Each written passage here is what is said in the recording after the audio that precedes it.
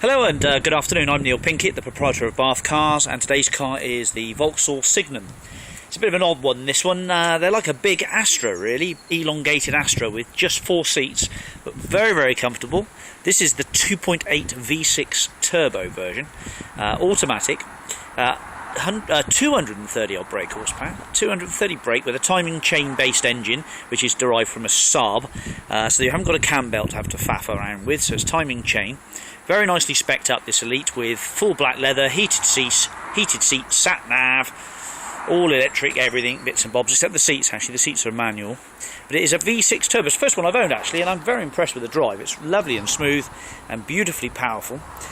Beautiful car for to seat 4 people without looking too much like an MPV, but it's sort of got that about it a bit. It's just landed. I've given the interior a clean. I've started doing the exterior seemed pretty bright, but sorry, there's obviously a bit of birds been around the place, but very few marks and things about it. It has got some little minor marks, but there's nothing really of any consequence to tell you about. It's got the HID lights with front fogs and headlight wash. It's on an 06 reg 2006.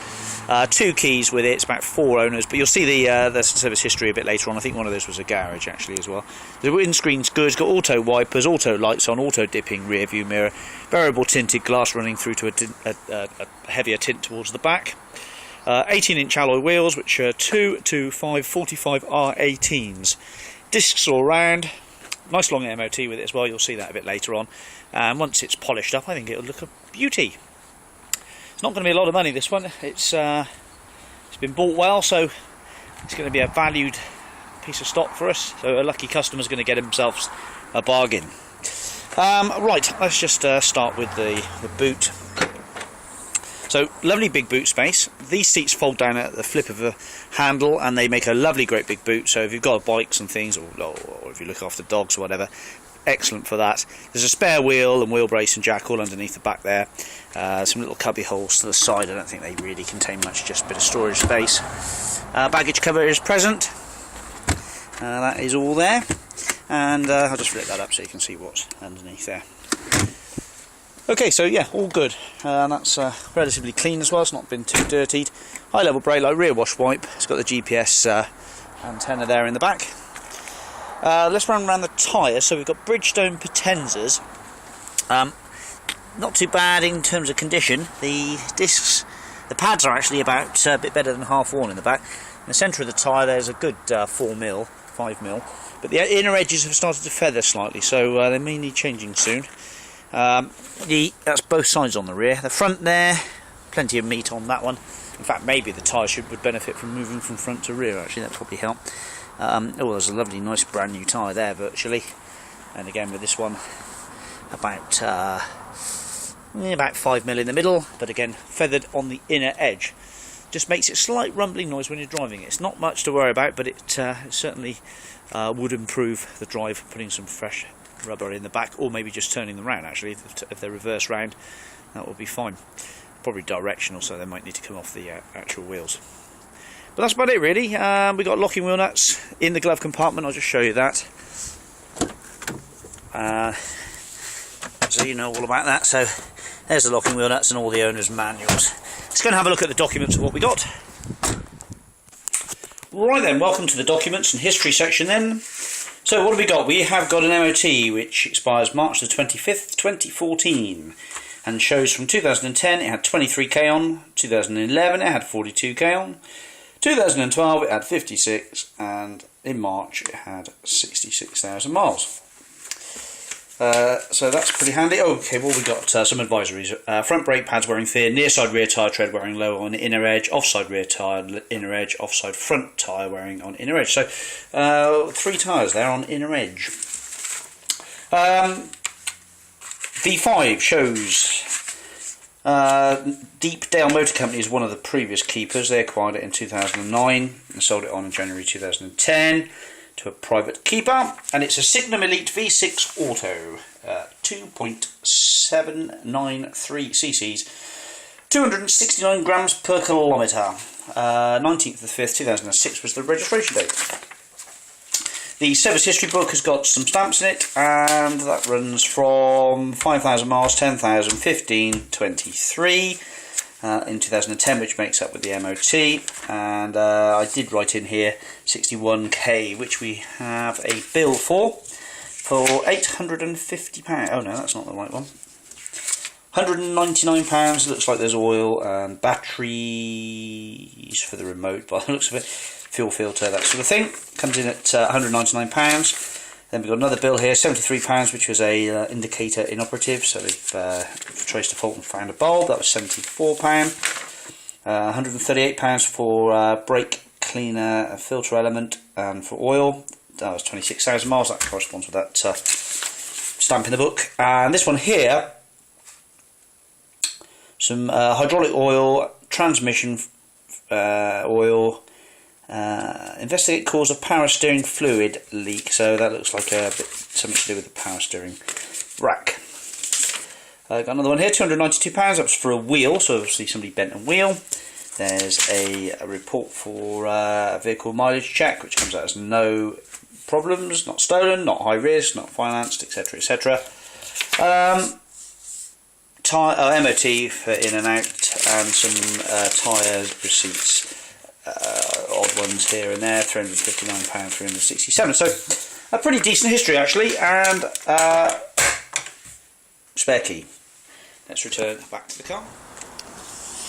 Right then, inside, lovely nice dark coloured leather lined door cards, well a little bit leather anyway, with electric windows and lovely 8-speaker hi-fi system. These seats just flop down and are adjustable, easy, so they actually rake. The back rake will move, so that's basically locked in like that, up in a very upright position, or you just go right the way down, and the bottom seat squab moves forward, revealing a lovely big space like so. Okay, and the centre has got an armrest, a leather-bound armrest, and a multitude of cup holders and all sorts of things in here. So cup holders, and then this thing actually just reverses round completely. Let me just do it a moment. There we go. So hope that makes sense. So that's reversed round now, and again that seat over there in nice order with map pockets in the back and a 12-volt power supply.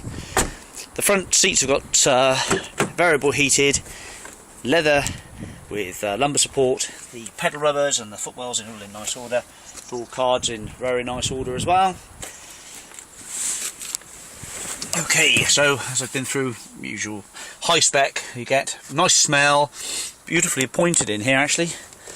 Probably one of the best Vauxhall cars I've actually sat in. I can't imagine they made much money out of these due to the fact they were so expensive to build. So we've got a navigation system which is colour, and has a map and all the rest of it. I'll just show you, I'll run through it a bit. There we go, so it's a map, and there's a DVD slot which sits in there, which is probably a satellite navigation DVD, probably the original 106 red date of manufacture. It's got cruise control, fingertip control, hi-fi, immaculate steering wheel. There's temperature sits perfectly, 67,463 is the miles. Now I've just started it up, but it's a beautifully smooth sound actually. Barely know the engine's running. It would be my choice to think if I wanted to buy one of these, but then again, if you don't do a lot of miles, it wouldn't really matter. But obviously, consider the MPG is not going to be very good on this. Really, it's going to be in the mid-20s, I would have thought. Maybe 30 on a run if you're lucky. Okay, so yeah, fingertip control, hi-fi, all the lights go out as they should. There's no horrible lights. There's no chips or marks in the screen.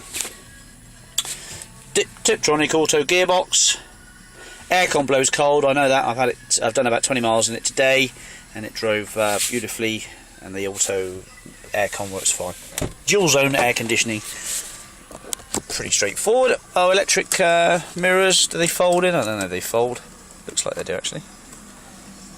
Oh no, maybe not. They're just electrically controlled, and they're working. And yeah. So yeah, not folding, but electrically controlled. I don't think they're folding. If it's really important, phone Vauxhall. Oh right, what was I going to do? Have a look at the headlight wash and stuff. See if that's all working. So we've got headlight washers. Yeah, that's working. Part of the MOT spec now. That is, if you've got HID lights, you need the headlight washers to work. So they're all working. Oh, and they're stuck out. Ooh. going on there? Maybe they need pushing in. Not returning very well. Probably lack of use. It's a common problem with these things.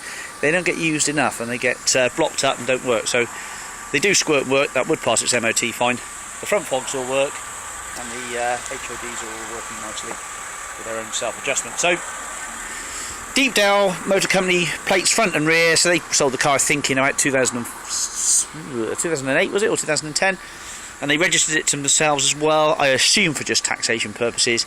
And this car is the highest tax bracket, which is £460 a year, which sort of spoils it. But if you're disabled and you get free road fund licence, and of course it is an auto box, it would be perfect for you.